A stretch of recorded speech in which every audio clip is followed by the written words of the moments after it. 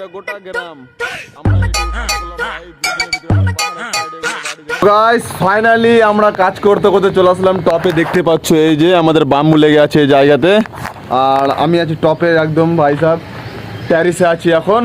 তো তোমাদের একটা জিনিস দেখাচ্ছি যে কি এই যে দেখে নাও, এটা তোমার একটা অনেক বড় সোসাইটি ভাই সাহেব, কত বড় সোসাইটি, অনেক বড়। আর নিচে তোমার দেখাচ্ছি যে কি গ্রাম এরিয়া, গোটা গ্রাম এরিয়া। এই যে দেখে নাও, এটা গোটা গ্রাম, খুব সুন্দর জায়গা। এগুলো চাষবাস করা হয়, খুব সুন্দর করে এগুলো চাষবাস করছে এগুলোতে। আর ভাই তোমার এই জায়গাটার নাম হচ্ছে চিরলি ফাটা। গোটা চিরলি ফাটা এরিয়াটা, কিন্তু আমরা আছি চিরলি গ্রামে আছি, বলতে চিরলি গাঁও বলে এগুলোকে। আর পাহাড়ের সাইডে এগুলো বাড়ি দেখতে পাচ্ছ কীরকম, খুব সুন্দর লাগলো দেখতে। আর কাজও হয়ে গেল আমাদের খুব সুন্দর করে, ভালো লাগলো কাজ করতে। কিন্তু ভাই কাজটা আমরা করলাম আজকে রোদ্রের মাঝখানে কাজ করলাম।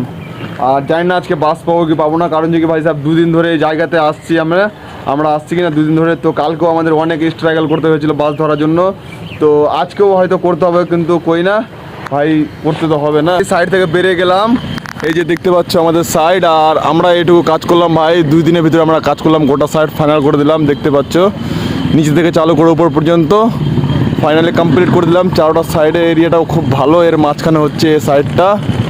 তো কই না, তো এখন যাবো বাস স্টপ থেকে চলে যাবো আবার আমরা আমাদের বাসায়।